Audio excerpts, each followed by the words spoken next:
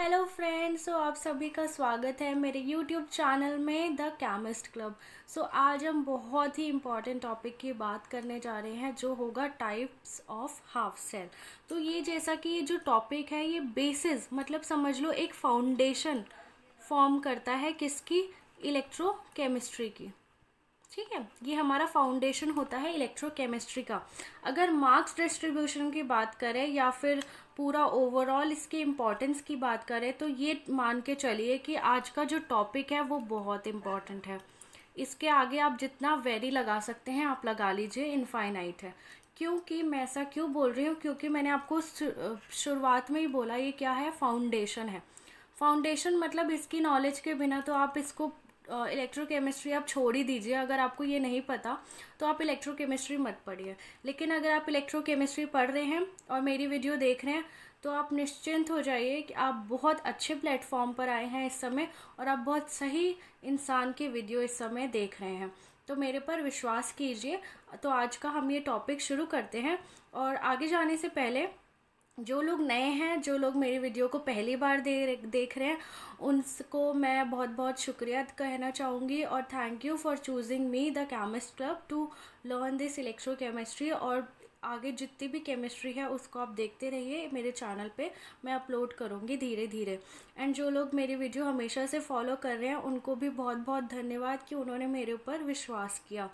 And दोस्तों, अगर मेरी वीडियो आपके लिए ज़रा भी हेल्प कर रही है, आपको अच्छा लग रहा है, आपको वो पढ़ने से काफ़ी नॉलेज हो जा रही है, तो प्लीज़ एक छोटा सा योगदान दीजिएगा मेरे चैनल को सब्सक्राइब करके और बेल आइकन प्रेस करिएगा ताकि आपको हमेशा नई वीडियोस की सबसे पहले अपडेट मिले। तो चलिए बात करते हैं टाइप्स ऑफ हाफ सेल। तो इसका मार्क्स डिस्ट्रीब्यूशन जो मैंने बोला कि इसकी बात ही नहीं कर सकते क्योंकि ये तो फाउंडेशन है। मतलब आपके अगर वो 6 मार्क्स का क्वेश्चन आ रहा है क्वेश्चन पेपर में तो समझ लीजिए वो 6 मार्क्स यहीं से हैं, क्योंकि ये आपको एक्चुअली में पता कराएगा कि कैसे हम सेल की पहचान कर सकते हैं। इसके बाद जैसे ये टॉपिक कंप्लीट कराऊंगी इसके बाद मैं बात करूंगी कि कैसे हमें सेल रिएक्शन या सेल रिप्रेजेंटेशन लिखनी चाहिए। ठीक है, तो ये सब चीज़ें हम इसमें डिस्कस करेंगे। तो बात करते हैं टाइप्स ऑफ हाफ सेल। तो देखिए जो हाफ सेल्स हैं, हाफ सेल मतलब फुल सेल क्या होगा जिसमें एनोड और कैथोड दोनों होगा। हाफ सेल मतलब मैं किसी एक कंपार्टमेंट की बात कर रही हूँ। ठीक है, तो अब आप समझ गए हाफ सेल का मतलब। अब बोला है टाइप्स, टाइप्स मतलब इन हाफ सेल के भी कुछ टाइप्स हैं और वो कितने टाइप्स हैं वो सामने आपके लिखे हुए हैं। एक हो गया आपका मेटल, मेटल आयन। एक है आपका मेटल, मेटल इनसॉल्युबल सॉल्ट। एक होगा आपका गैस इलेक्ट्रोड। एक होगा आपका कैलोमल इलेक्ट्रोड और एक होगा आपका ऑक्सीडेशन रिडक्शन इलेक्ट्रोड।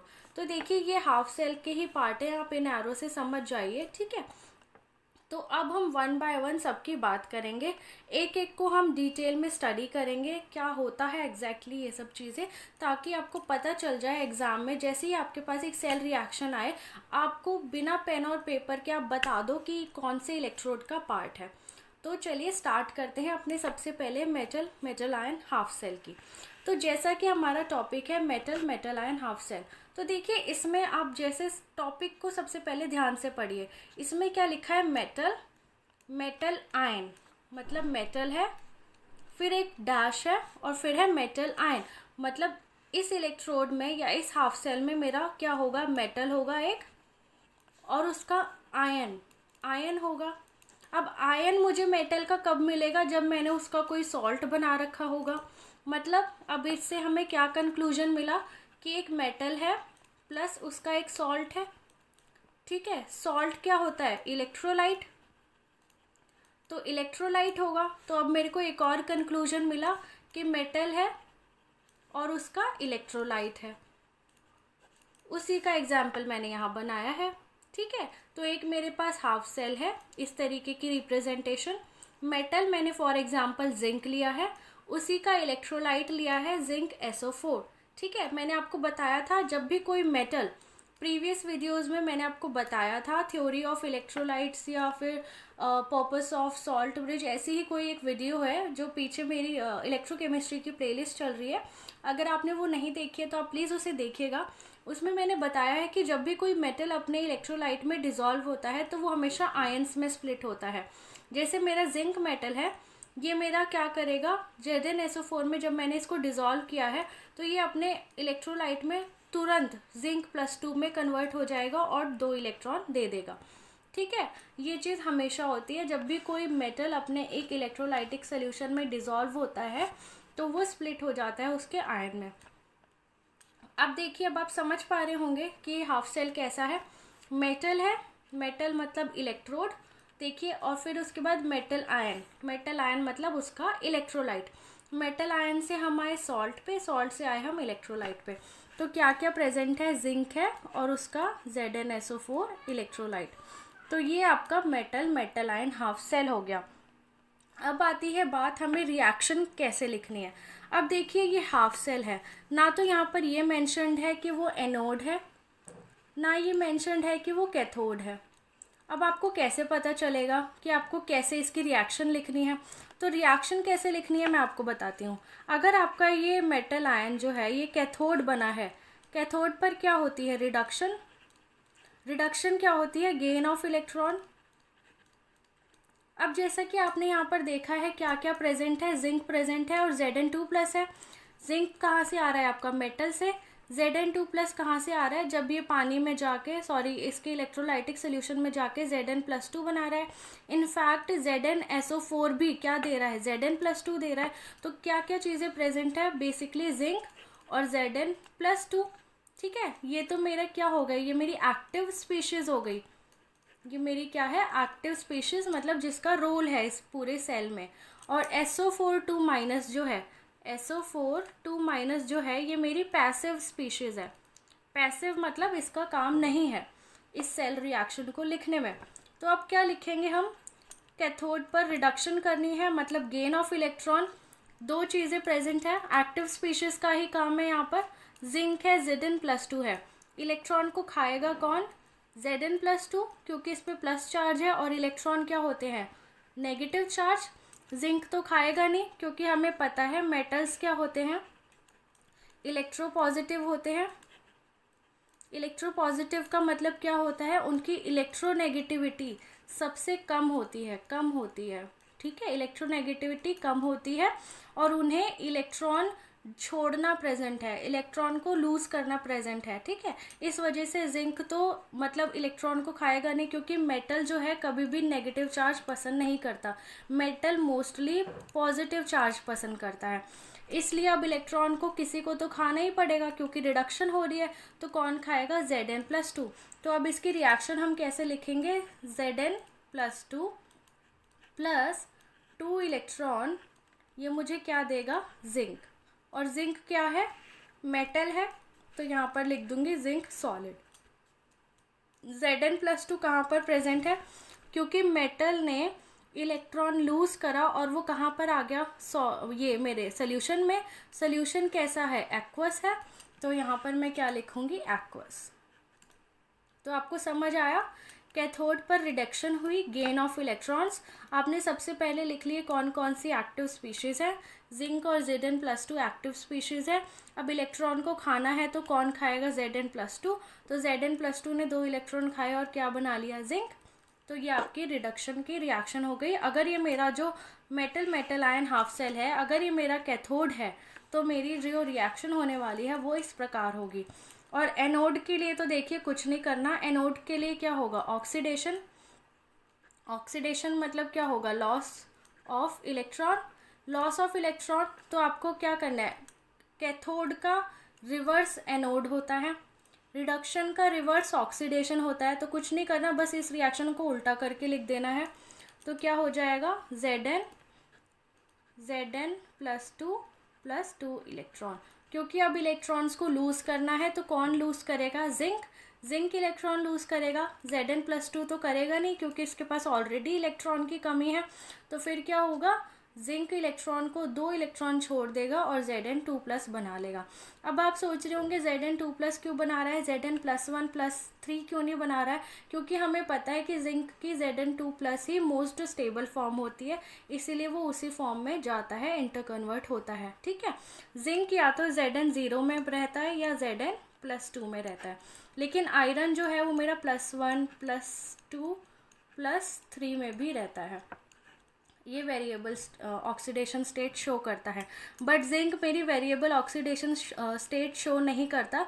इसीलिए इसकी हमने बायो इनऑर्गेनिक में एप्लीकेशंस पढ़ी थी जब हम मेटेलो एंजाइम्स पढ़ते हैं। तो मेटेलो एंजाइम्स में जो सबसे ज़्यादा एंजाइम्स होते हैं वो मेरे जिंक के होते हैं। क्यों? क्योंकि जिंक की एक प्रॉपर्टी होती है कि ये वेरिएबल ऑक्सीडेशन स्टेट शो नहीं करता। इसकी वजह से ये हमेशा कैसा स्ट्रक्चर बनाता है? टेट्राहेड्रल।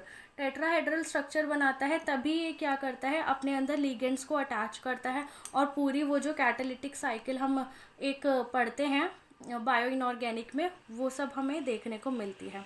तो ठीक है, एक हमारा कौन सा सेल, हाफ सेल डन हो गया, वो हो गया मेटल आयन हाफ सेल। सो आगे बढ़ते हैं गैस इलेक्ट्रोड पे। दोस्तों बात करते हैं अपने सेकेंड इलेक्ट्रोड की, जो हाफ सेल होगा वो होगा गैस इलेक्ट्रोड। ठीक है, तो गैस इलेक्ट्रोड हमने क्यों बोला है वो हमें समझना है। देखिए गैस इलेक्ट्रोड में बेसिकली क्या होता है ना, हमें वो चीज़ को मापना है, मतलब मेजर करना है जो चीज़ वहाँ पर इवॉल्व हो रही है या फिर लिबरेट हो रही है। देखिए कई बार क्या हो सकता है कि हमारा, जैसे मैंने कुछ एक इलेक्ट्रोलाइट लिया है, ठीक है, तो इलेक्ट्रोलाइट को जब मैंने कुछ पोटेंशियल दिया, जैसे फॉर एग्जांपल ये मेरा सेटअप है हाफ सेल का जो मेरा गैस इलेक्ट्रोड के लिए है। तो अब देखिए इस सेटअप में क्या हो रहा है, ये मेरे पास एक बीकर है, ये मैंने क्या कर रखा है, एक कवर करके रखा है एक चेम्बर को। ठीक है, अब उसमें क्या है, मैंने यहाँ से एक वायर से कनेक्ट किया है और ये मेरा HCl का सोल्यूशन है, जैसे आप देख पा रहे हैं एक्वस सोल्यूशन। और ये मेरी एक प्लैटिनम की चिप है, ये देखिए यहाँ पर ये मेरी प्लैटिनम की चिप है। प्लैटिनम की चिप मैंने क्यों ली है? क्योंकि प्लैटिनम इनर्ट होता है, ये रिएक्ट नहीं करता है। और सबसे बड़ी बात है कि मुझे यहाँ पर कौन सी गैस को स्टडी करना है, H2 गैस को। आप कोई भी गैस को स्टडी कर सकते हैं, बट मैं आपको एग्जाम्पल के तौर पे यहाँ पे H2 गैस का एग्जाम्पल दिखा रही हूँ, फिर उसके बाद Cl2 गैस का भी दिखा दूंगी कि कैसे वो लिबरेट होती है। तो देखिए H2 गैस इज़ लिबरेटेड, क्योंकि मैं अभी H2 को स्टडी कर रही हूँ।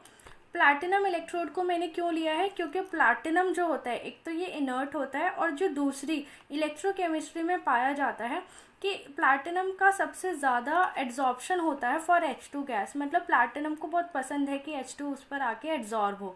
अब जैसा कि गैस हमारा नॉन कंडक्टिंग मीडियम होता है, इसलिए हम लोग कई बार प्लैटिनम भी लेते हैं ताकि हम लोग जो भी करंट है उसके थ्रू हमें यहाँ पर मिल सके, क्योंकि करंट को एक मीडियम चाहिए ट्रैवल करने के लिए। बट गैसेस तो कोई मीडियम प्रोवाइड ही नहीं करती, उनका तो कोई मीडियम ही नहीं होता, वो तो मतलब खुद फ्री रहती हैं। इसलिए हमने एक प्लैटिनम लिया, क्योंकि मेटल चाहिए, मेटल्स जो होते हैं वो कंडक्टिंग होते हैं। और फिर उसके बाद हमने प्लैटिनम को इसलिए लिया क्योंकि वो इनर्ट है। तो अब बात आती है हमारी रिएक्शंस की, जो सबसे इम्पॉर्टेंट है, कैथोड रिएक्शन। कैथोड, और कैथोड पे मुझे पता है क्या होगी, रिडक्शन। ठीक है, कैथोड पर रिडक्शन है। अब मेरे इलेक्ट्रोलाइट में क्या क्या प्रेजेंट है, H+ एक्वस, Cl- एक्वस, क्योंकि ये मुझे कहाँ से मिल रहा है, HCl से। HCl से मुझे क्या मिल रहा है, H+ और Cl-। ठीक है, तो अब इलेक्ट्रॉन्स को खाना है, कौन खाएगा इलेक्ट्रॉन, H+ खाएगा, क्योंकि Cl- तो ऑलरेडी माइनस है। तो H+ प्लस इलेक्ट्रॉन क्या बना देगा मेरा, H। Okay, hydrogen mono atomic form में तो एग्जिस्ट करता नहीं है, किस में एग्जिस्ट करता है, 2 में, H2 में। तो मैंने यहाँ पर क्या लिख दिया, H2। अब यहाँ पर 2 है, मतलब H, 2 H है, मतलब 2 H+ होंगे। 2 H+ ने मिलके क्या बनाया है, H2। तो इसने भी एक इलेक्ट्रॉन खाया है, इसने भी इलेक्ट्रॉन खाया है, तभी तो ये क्या बना है, H। 2 इलेक्ट्रॉन को खा के ये क्या बना है, H, और उससे मिल गया H2। तो इसका मतलब 2 इलेक्ट्रॉन के लिए मुझे यहाँ पर क्या करना होगा, 2 से मल्टीप्लाई। 2 H+ है तो यहाँ पर भी क्या होगा, 2 H+। ठीक है, या तो अगर आपको, ये तो हो गई 2 H2 के लिए। ठीक है, अगर आपको यहाँ पर एक H लिखना है, क्योंकि H2 को हम H नहीं लिख सकते, सॉरी H नहीं लिख सकते हैं हम कभी भी, क्योंकि हाइड्रोजन हमारा ऐसे एग्जिस्ट नहीं करता है। या तो मैं इसको कैसे लिख सकती हूँ, H = half of H2। Half of H2 मतलब H2 कितने हैं, एक H और एक H, ये 2 हो गए H। इसका मैं आधा कर दूँ, मतलब 1 हटा दूँ, तो क्या हो गया, 1 H। तो इसीलिए हम इसको कई बार सिंपल H को हम हाफ H2 लिखते हैं। हाफ H2 मतलब अब सारी चीज़ें हाफ हो जाएंगी, यहाँ पर दो दो था तो सब एक एक हो जाएगा, तो क्या लिख सकते हैं, और H plus plus electron giving half H2। ये आपकी क्या है, गैस है, ये आपका इलेक्ट्रॉन है, ये क्या है, एक्वस, क्योंकि हमारे पास सोल्यूशन से मिला है हमें। अब उसके बाद एनोड की रिएक्शन हमें लिखनी है। तो एनोड की रिएक्शन मैंने बताया है कि एनोड पर क्या होती है, ऑक्सीडेशन, एलोन। एलोन मैंने आपको बताया था कैसे याद करना है। जिनको नहीं पता है, मैंने वीडियो में डैनियल सेल पढ़ाया है, उस वीडियो को आप देखना, आपको पता चल जाएगा एलोन से क्या होता है। तो इसीलिए मैं आपको यहाँ नहीं बताऊँगी इसका मतलब, क्योंकि मैं चाहती हूँ आप वो वीडियो देखें जाके, क्योंकि और भी बहुत सारे कॉन्सेप्ट आपके क्लियर होंगे, इसकी मैं गारंटी लेती हूँ। तो ठीक है, एलोन हो गया। अब उसके बाद आपको क्या करना है, एनोड की रिएक्शन के लिए मैंने क्या बोला है, कुछ नहीं करना, बस कैथोड को उल्टा कर देना है। तो हाफ ऑफ H2 गैस क्या दे देगा मुझे, H plus aqueous plus electron. H plus aqueous में क्यों लिखती हूँ, क्योंकि जो आयंस होते हैं वो कहाँ एग्जिस्ट करते हैं, सोल्यूशन में, इसीलिए मैं आयंस के साथ हमेशा एक्वस लिखती हूँ। गैस तो मेरी लिबरेट हो जाएगी। तो अब अगर मुझे क्लोरीन के रिस्पेक्ट में लिखना है कैथोड रिएक्शन, अगर मुझे Cl2 के लिए लिखना है, तो अब मुझे पता है मेरे आयंस में क्या क्या प्रेजेंट है, H प्लस Cl माइनस।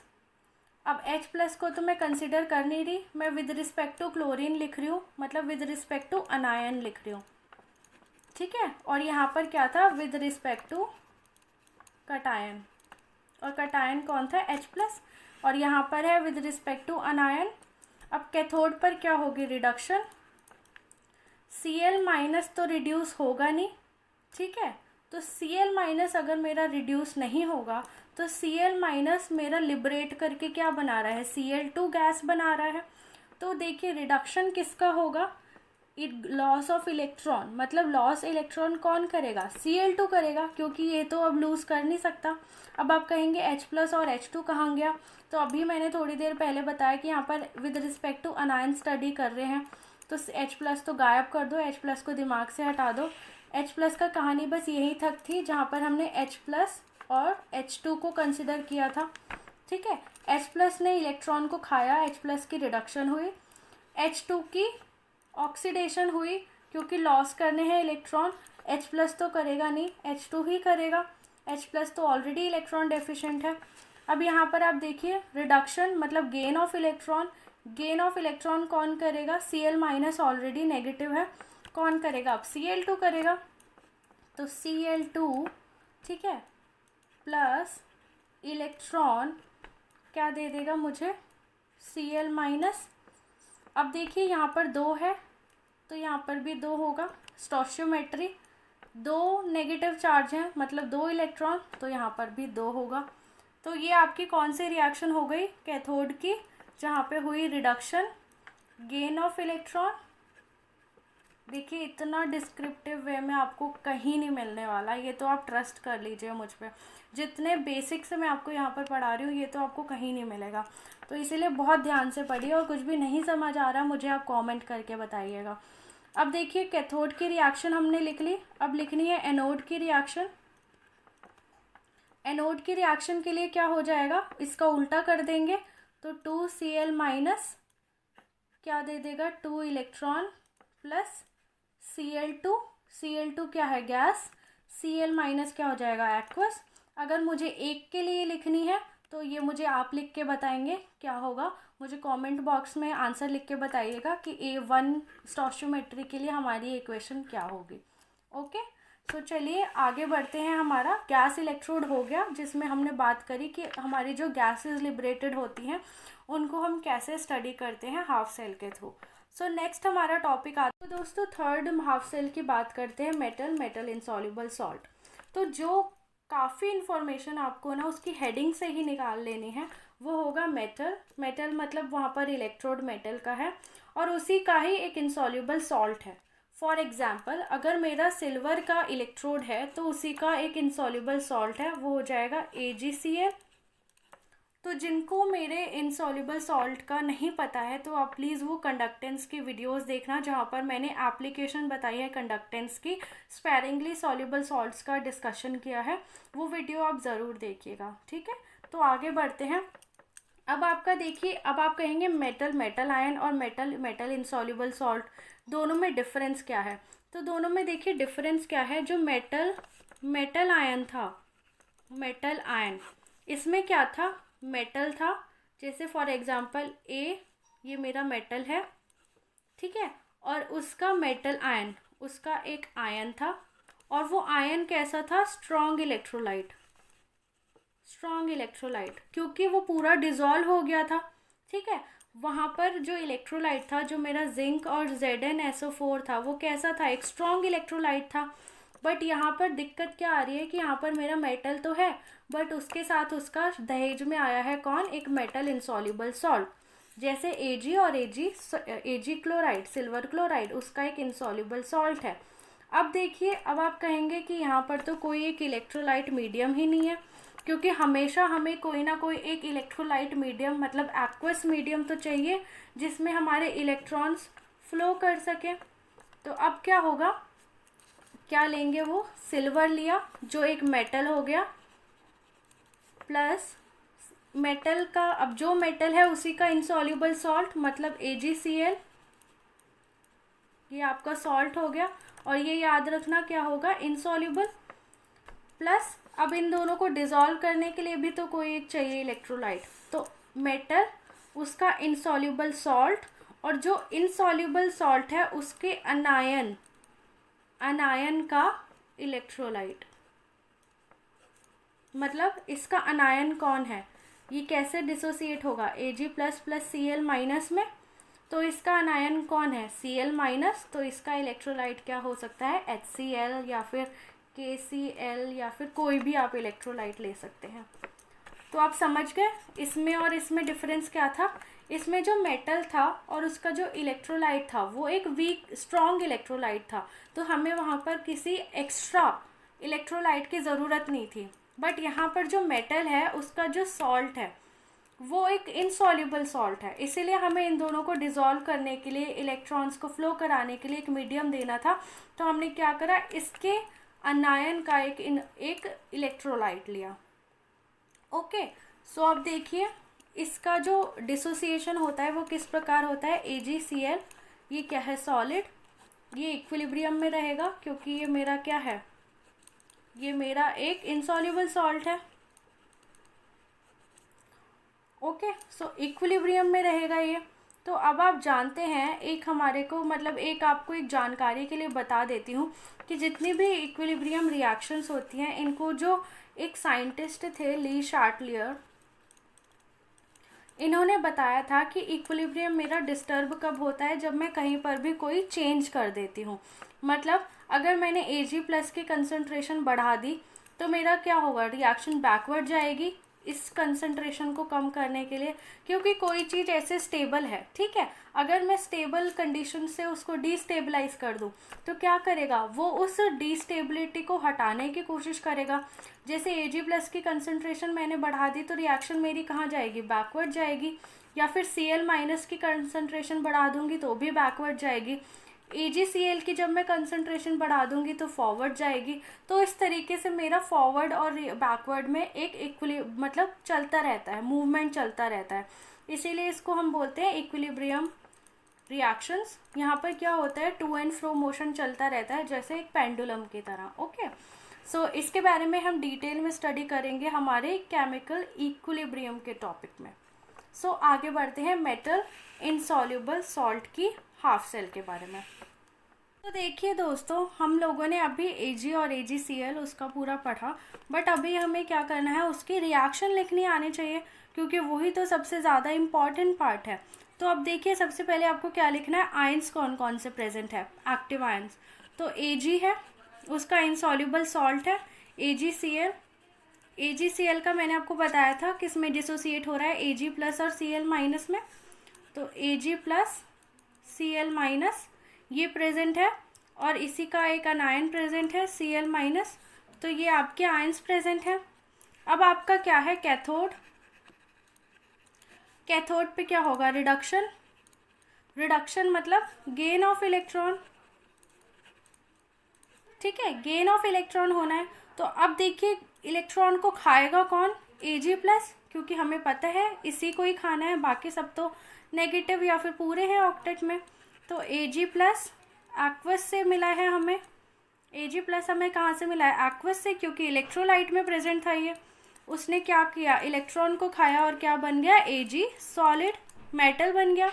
अब उसके बाद देखिए ये मेरी एक इक्विलिब्रियम रिएक्शन है, ठीक है, मतलब AgCl ने इसमें तो ऑलरेडी डिसोसिएटेड हो ही रखा है, और अब Ag+ प्लस इलेक्ट्रॉन खा के Ag बना रहा है, जो मतलब मेरी रिएक्शन हो रही है कैथोड पर। तो अगर मैं इन दोनों को थोड़ा कंबाइंड फॉर्म में लिखूं तो देखिए क्या होगा, AgCl क्या दे रहा है, Ag प्लस Cl-, ये मेरी इक्विलिब्रियम वाली रिएक्शन है। तो अब देखिए AgCl तो एज इट इज़ नीचे आ जाएगा, AgCl जो मेरा सॉलिड है, Ag+ क्या हो जाएगा, कैंसिल। अब ये मैं आपको बताऊंगी हम क्यों कर रहे हैं। इलेक्ट्रॉन भी नीचे आ जाएगा, Ag और Cl-, Ag+Cl-, ये मेरा क्या होगा, एक्वस, क्योंकि आयंस तो एक्वस में एग्जिस्ट करते हैं, और Ag क्या बन जाएगा, सॉलिड। तो देखिए ये एक थोड़ा डिफरेंट तरीका था हमारे इस हाफ सेल की रिएक्शन को लिखने का। तो आपको जो मेटल इंसॉल्युबल सॉल्ट वाला हाफ सेल है उसकी अगर आपको कैथोड रिएक्शन लिखनी है तो आपको इस तरीके से लिखनी है, और ये बहुत इंपॉर्टेंट है। मैं बहुत इंपॉर्टेंट देखिए जहाँ बोल रही हूँ तो आप ये समझ लीजिएगा कि वो IIT JAM, JEE, CSIR, net किसी भी एग्ज़ाम के पॉइंट ऑफ व्यू से बहुत इंपॉर्टेंट है, क्योंकि अगर आपको सेल रिएक्शन लिखनी नहीं आएगी तो इलेक्ट्रोकेमिस्ट्री में आप कोई क्वेश्चन अटैम्प्ट नहीं कर पाएंगे। आपको number of electrons gained, electrons lost, कौन सी आयनिक स्पीशीज़ है, कौन सी नहीं है, क्या प्रेजेंट है, ये आपको कुछ नहीं पता चल पाएगा। इसीलिए मैं आपको बहुत बेसिक से चल के और इलेक्ट्रॉन का पूरा जो मैकेनिज़्म है, जो भी रिएक्शन को लिखने का तरीका है, वो सब मैं बता रही हूँ, तो आप बहुत आराम से समझ लीजिएगा। ये आपको कहीं नहीं मिलेगा, किसी टेक्स्ट बुक में ऐसा लिखा हुआ नहीं मिलेगा, और ना ही ये आपको कोई बताएगा यूट्यूब पर, ये सिर्फ यहाँ पता चल रहा है आपको, तो ये समझ लीजिए। तो देखिए इस तरीके से हमने क्या लिखी, कैथोड की रिएक्शन। देखिए आप चाहे कैथोड लिखें चाहे एनोड लिखें, मैं पर्टिकुलरली किसकी बात कर रही हूँ, मेटल इंसॉल्युबल सॉल्ट की, उसमें ये वाला स्टेप कॉमन रहेगा, ये सब में आपको लिखना ही लिखना है, ठीक है। तो अब आपने कैथोड का देखा, कैथोड में आपने सबसे पहले क्या किया, वो रिएक्शन लिखी जिसमें इलेक्ट्रॉन का गेन हो रहा है, फिर आपने एक कॉमन रिएक्शन लिखी जो AgCl का डिसोसिएशन था। इन दोनों को काट वाट के जो भी हमारा होता है हम सेम स्पीशीज़ को काट देते हैं अगर वो ऑपोजिट डायरेक्शन में है, फिर बचा हुआ हम लिखते हैं। तो अब देखिए ये मेरी फाइनल रिएक्शन है किसकी, कैथोड की। अब आप समझ रहे होंगे कि ये फाइनल रिएक्शन कैसे हो सकती है कैथोड की। तो देखिए इस रिएक्शन को देख के मैं ये बता सकती हूँ कि यहाँ पर रिडक्शन हो रहा है, मतलब गेन ऑफ इलेक्ट्रॉन। कैसे, अब देखिए यहाँ पे क्या है, AgCl, AgCl में कौन प्रेजेंट है, Ag+ Cl-। आपको लिखना तो AgCl है, लेकिन दिमाग में क्या चलना चाहिए, Ag+ Cl-। अब इलेक्ट्रॉन कौन खाएगा, Cl- तो खाएगा नहीं, Ag+ ने खाया, तो Ag+ ने खा के क्या बना लिया, Ag सॉलिड, ठीक है। तो हम हमेशा जो भी अपनी मेटल इंसॉल्युबल सॉल्ट के जो मतलब रिएक्शन होती है वो इस तरीके से लिखते हैं। अब बात आती है हमारे एनोड की, हम एनोड की रिएक्शन को कैसे लिखेंगे। तो देखिए एनोड की अगर हमें रिएक्शन को लिखना है, सेम प्रोसीजर फॉलो करना है। एनोड है, यहाँ पर क्या होगा, loss of electron, loss of electron तो मतलब ऑक्सीडेशन।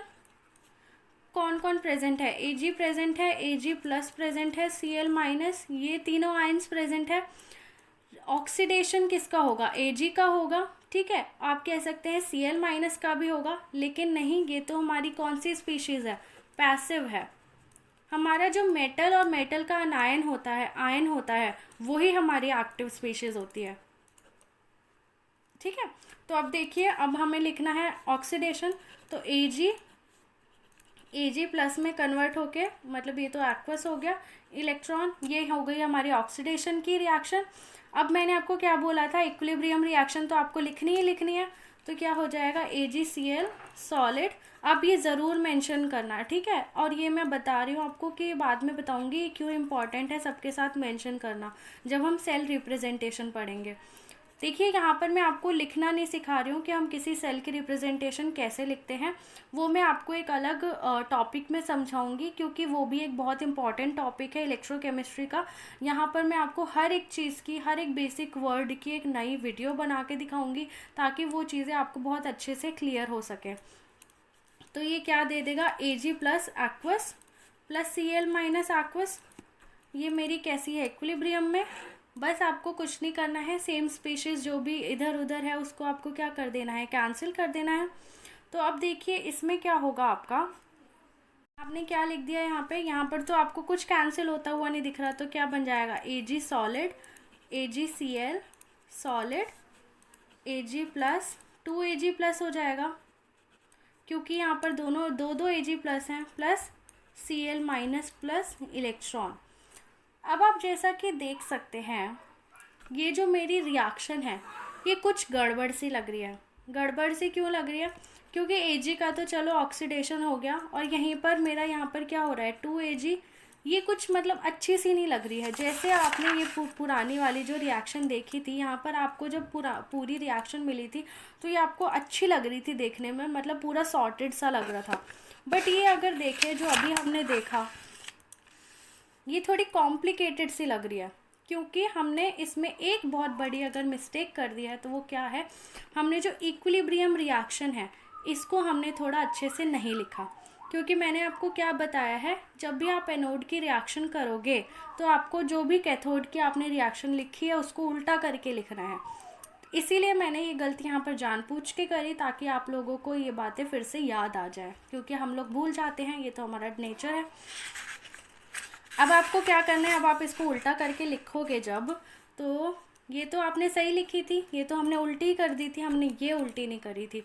और ये उल्टी क्यों करते हैं इसका मतलब मैं अभी आपको बताऊंगी। तो देखिए Ag प्लस Ag सॉलिड, ये मुझे क्या दे रहा है, Ag plus aqueous plus electron, इसको उल्टा करना है तो क्या हो जाएगा, Cl minus aqueous plus Ag plus aqueous, ये हो गया AgCl सॉलिड। अब आपको क्या करना है, Ag प्लस कैंसिल, तो ये हो जाएगा आपका Ag solid Cl minus aqueous AgCl plus electron. अब आपको लग रहा होगा कि अब ये मेरी इक्वेशन परफेक्ट है। परफेक्ट क्यों है, क्योंकि Ag का ऑक्सीडेशन हो रहा है, इलेक्ट्रॉन लूज करके क्या बना रहा है, AgCl। और मैंने आपको क्या बोला है, AgCl आपके दिमाग में क्या चलना चाहिए, Ag plus Cl minus. Ag ने Ag प्लस बना लिया, Cl minus as it is रहा, और इन दोनों ने कंबाइन करके क्या बना लिया, एक इनसॉल्युबल सॉल्ट। अब आप कह रहे थे कि अब आपके दिमाग में आ रहा होगा कि मैंने इस इक्वेशन को उल्टा क्यों किया, इक्विलिब्रियम वाली को। तो देखिए जो मेरा एनोड है, एनोड पर मेरा क्या बन रहा है, Ag प्लस, ठीक है। अब मेरी जो इक्विलिब्रियम रिएक्शन थी वो इस प्रकार थी, एनोड पर मेरे Ag प्लस की कंसंट्रेशन क्या हो रही है, बढ़ रही है। Ag प्लस की कंसंट्रेशन अगर मेरी बढ़ रही है, तो मैंने आपको अभी क्या बताया था ली चार्टलियर प्रिंसिपल में, कि अगर मेरी किसी भी पर्टिकुलर आयन की कंसंट्रेशन बढ़ती है तो इक्विलिब्रियम क्या करता है, बैकवर्ड जाएगा। अगर राइट हैंड साइड पर कंसंट्रेशन बढ़ रही है तो इक्विलिब्रियम क्या करेगा, बैकवर्ड जाएगा। अगर लेफ्ट हैंड साइड पर बढ़ रही है तो इक्विलिब्रियम क्या करेगा, फॉरवर्ड जाएगा। तो मेरी कहाँ बढ़ रही थी, राइट हैंड साइड पे। राइट हैंड साइड पे जब ये बैकवर्ड जाएगा तो रिएक्शन बैकवर्ड डायरेक्शन की क्या होगी, वो यही तो होगी, Ag। इसका बस आपको उल्टा कर देना है, ये इधर कर देना है, ये इधर कर देना है, तो यही रिएक्शन होगी। इस वजह से मैंने यहाँ पर इसको इस प्रकार लिखा था। और कैथोड में मैंने उसको इस तरीके से क्यों लिखा था, कैथोड पे मैंने इस तरीके से क्यों लिखा था, क्योंकि कैथोड में मेरे पास क्या था, जो मेरी ये देखिए AgCl giving Ag plus Cl minus, ये तो मेरी इक्विलिब्रियम है। कैथोड पर क्या हो रहा था, Ag plus plus electron giving Ag। यहाँ पर क्या हो रहा है, मेरी Ag की कंसंट्रेशन बढ़ रही है और Ag प्लस की कम हो रही है। मतलब अगर मैं इक्विलिब्रियम रिएक्शन को देखूँ तो Ag प्लस की कंसंट्रेशन क्या हो रही है, कंसंट्रेशन क्या हो रही है, लेस हो रही है। ये कंसंट्रेशन कम हो रही है, मतलब ये वाली बढ़ रही है, तो मेरा अब रिएक्शन कहाँ जाएगी, फॉरवर्ड डायरेक्शन में, मतलब मेरी रिएक्शन जाएगी फॉरवर्ड डायरेक्शन में। अगर आपको ये चीज़ थोड़ी समझ नहीं आ रही है, आप थोड़ा पीछे करके देखना इसको, थोड़ा सा हल्का सा पीछे करके देखना वीडियो को। एक दो बार आप इस वीडियो को देख लोगे तो आपको समझ आ जाएगा मैं ऐसा क्यों बोल रही हूँ।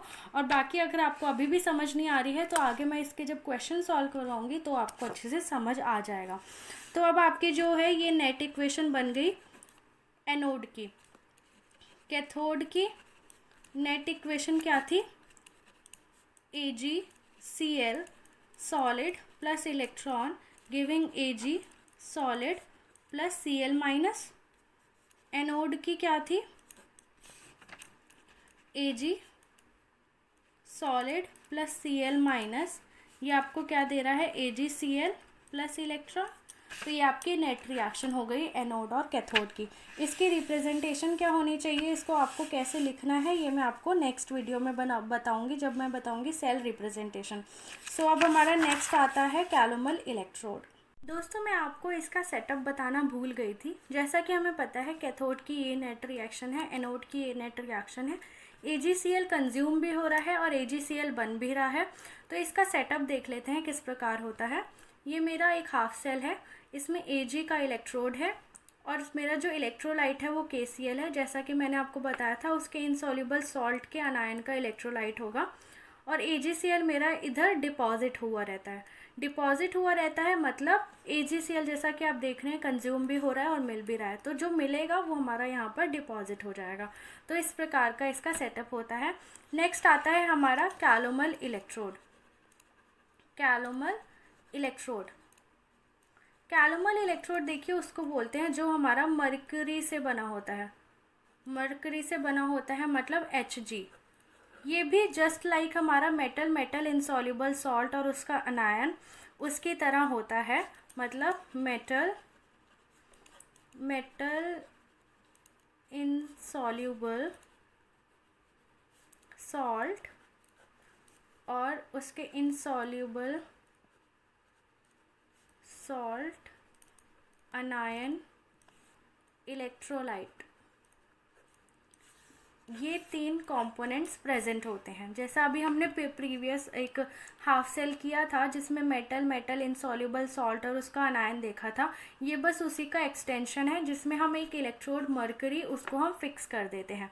तो मरकरी हमारा इसमें मेटल हो जाता है, उसका इनसॉल्युबल सॉल्ट क्या होता है Hg2Cl2 और इसका अनायन क्या हो जाएगा Cl, तो Cl माइनस का ही कोई एक इलेक्ट्रोलाइट जो कुछ भी हो सकता है HCl KCl या कुछ भी। तो चलिए इसको हम थोड़ा डिटेल में स्टडी करते हैं।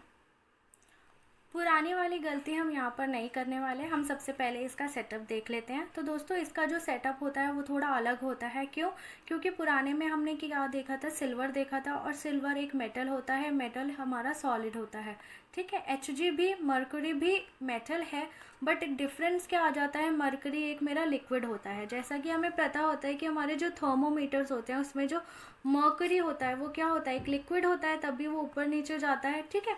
तो इसीलिए हमारा जो मरकरी होता है वो लिक्विड होता है, इस वजह से इसका थोड़ा सेटअप होता है वो अलग होता है। जैसे ये एक हमारी वायर है, किसी मेटल वायर होगी, कोई भी हो सकती है, जो भी उनको बेस्ट लगती होगी इलेक्ट्रोकेमिस्ट को वो यहाँ पर लेते होंगे। तो देखिए इस पे क्या होता है, ये मेरा एक इलेक्ट्रोलाइटिक सोल्यूशन है, किसका, उसके इनसॉल्युबल सॉल्ट के अनायन का जो है KCl।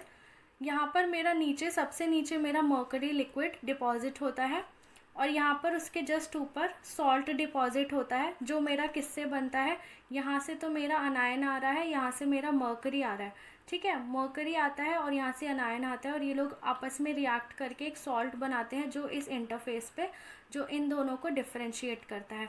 तो देखिए यहाँ पे इसका मेटल है, उसका इनसॉल्युबल सॉल्ट है और उसका इनसॉल्युबल सॉल्ट के अनायन का इलेक्ट्रोलाइट है, ठीक है। तो अब देखिए इसकी रिएक्शन कैसी होती है, जो इक्विलिब्रियम रिएक्शन होगी।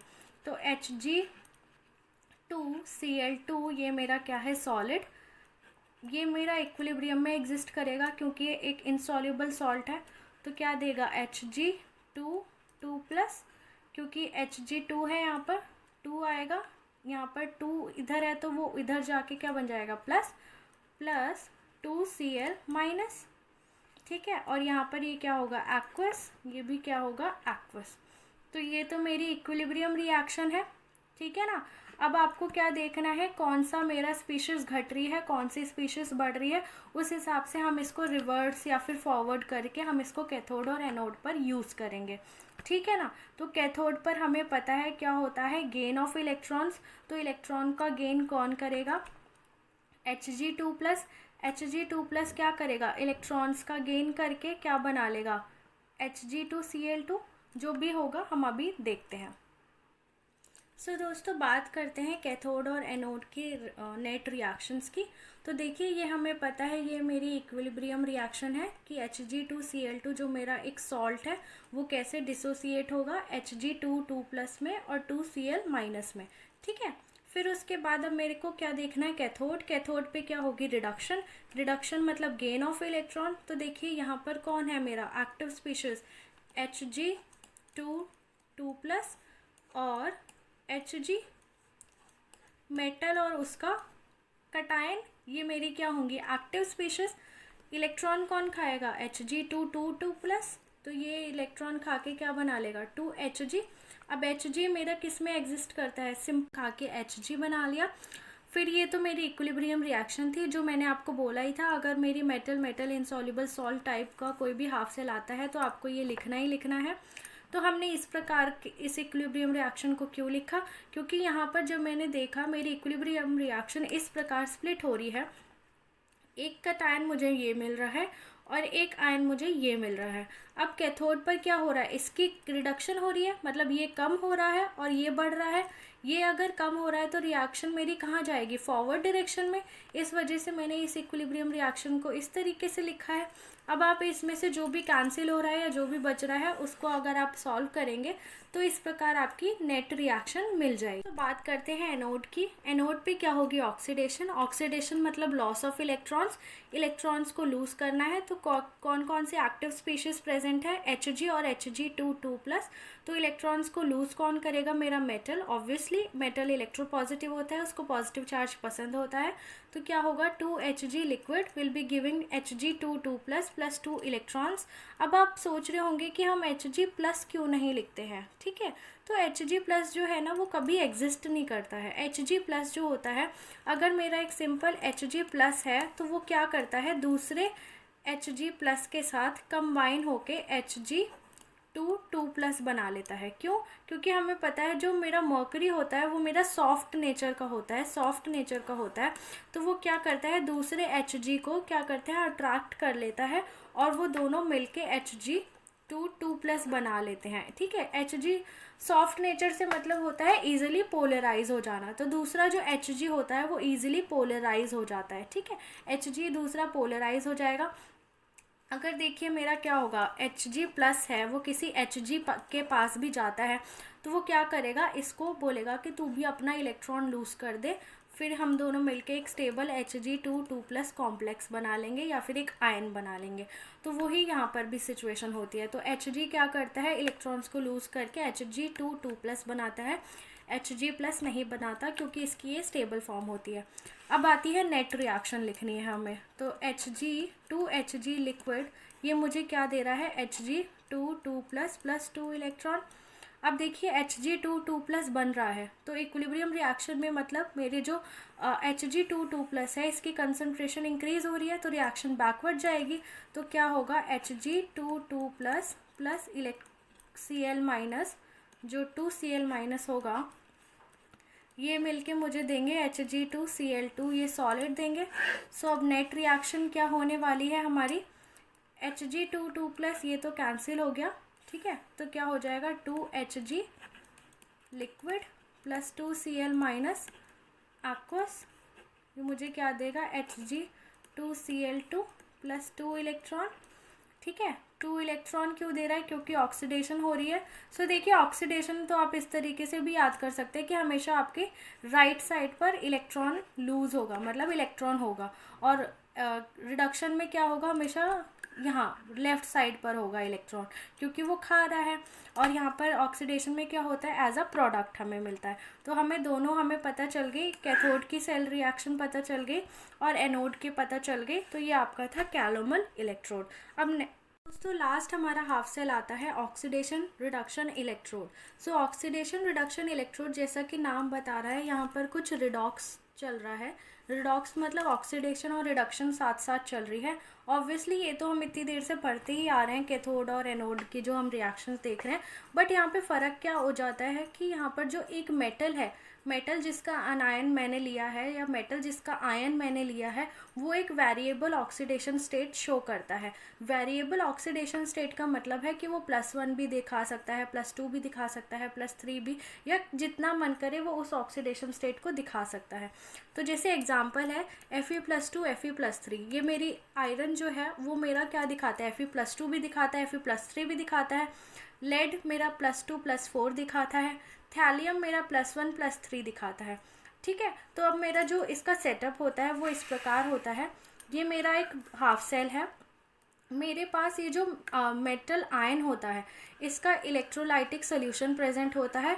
अब इलेक्ट्रोलाइटिक सोल्यूशन में क्या होता है? अब जैसा हम लोग कई बार डिफेक्ट्स पढ़ते हैं, ठीक है, हम लोग कटायन वैकेंसी, अनायन वैकेंसी डिफेक्ट पढ़ते हैं, और कई बार हम लोग कुछ ऐसे डिफेक्ट्स पढ़ते हैं जिसमें स्टोशियोमेट्रिक या नॉन स्टोशियोमेट्रिक डिफेक्ट्स होते हैं, जिसमें हम लोग ये देखते हैं कि Fe+2 का हमारा कुछ सॉल्ट है, उसमें मेरा Fe+3 भी कुछ ना कुछ अमाउंट प्रेजेंट होता है, 0.99 या कुछ अमाउंट प्रेजेंट होता है, जिसको हम बोलते हैं डिफेक्ट, है ना।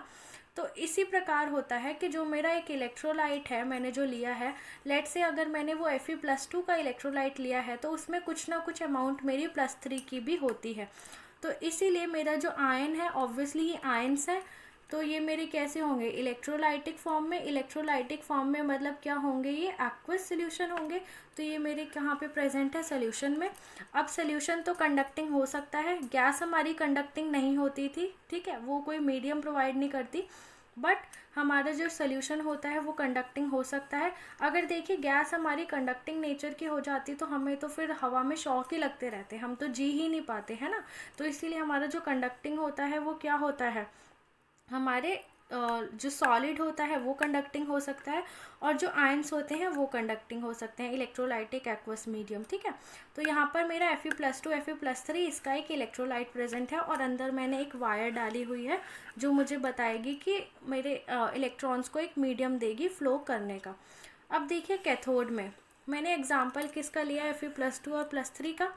अब देखिए कैथोड पर क्या होगी? रिडक्शन। रिडक्शन मतलब गेन ऑफ इलेक्ट्रॉन। कौन लेगा इलेक्ट्रॉन्स को? Fe+3, क्योंकि ये सबसे हाईएस्ट ऑक्सीडेशन फॉर्म होती है आयरन की, तो उसने एक इलेक्ट्रॉन लिया और Fe+2 बना लिया। एनोड पर क्या होगी? ऑक्सीडेशन मतलब इलेक्ट्रॉन्स का रिमूवल होगा। तो कौन हमारा मतलब लॉस करना चाहेगा इलेक्ट्रॉन को?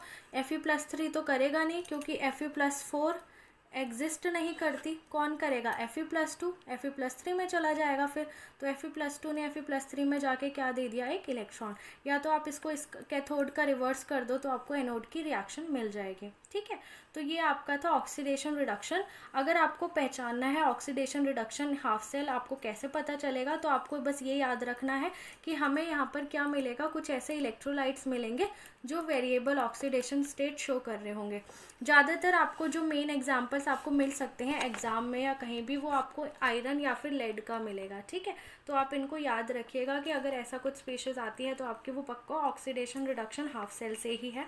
और बाकी अगर आपको मेटल इनसॉल्युबल सॉल्ट, उसको आपको एनालाइज करना है कि वो आपको कैसे पता चलेगा, तो आपको कैसे पता करना है? आपको वहाँ पर दिया होगा एक मेटल दिया होगा, उसी का एक सॉल्ट दिया होगा, सॉल्ट दिया होगा साथ में जो होगा इनसॉल्युबल, ठीक है, इनसॉल्युबल सॉल्ट दिया होगा, और उसी का एक अनायन दिया होगा, मतलब 3 चीज़ें दी होंगी। और मेटल आयन के लिए तो आपको पता ही है, मेटल होगा यानी कि जिंक, कुछ भी हो सकता है आपका, मेटल कॉपर भी हो सकता है ना। और उसी का एक इलेक्ट्रोलाइट होगा, Zn SO4 या फिर CuSO4। तो सिर्फ 2 ही चीज़ होंगी, बट मेटल इनसॉल्युबल सॉल्ट और उसके एनायन में 3 चीज़ें दी होंगी। ऑक्सीडेशन रिडक्शन जो है वो अपने आप में ही एक अलग थ्योरी है, अलग ही कॉन्सेप्ट है, जिसमें आपको वेरिएबल ऑक्सीडेशन स्टेट वो तो आपको पता चल जाना है। गैस इलेक्ट्रोड तो वो भी बहुत आसान है, आपको पता चल जाएगा कोई गैस हमारी लिबरेट हो रही है, या तो HCl दिया होगा या Cl2, कुछ भी गैस का पूछ सकते हैं। और एक आता है कैलोमल इलेक्ट्रोड, तो कैलोमल इलेक्ट्रोड का आपको पता है, कैलोमल तो फिक्स है, Hg मर्करी के लिए ही होगा। तो इस प्रकार से हमने अपने जितने भी हाफ सेल हैं।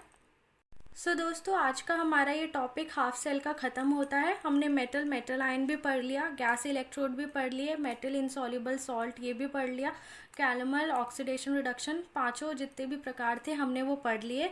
हमारा फाउंडेशन जो था इलेक्ट्रोकेमिस्ट्री का वो हमने क्रिएट कर लिया, वो बना लिया यहाँ पर। तो मुझे उम्मीद है आपको ये वीडियो ज़रूर पसंद आई होगी।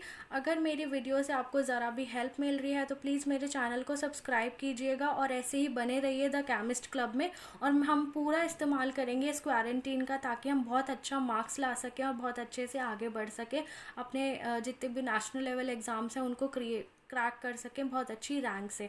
तो thank you so much guys, और आप प्लीज़ देखते रहिए the chemist club. Be safe, be happy.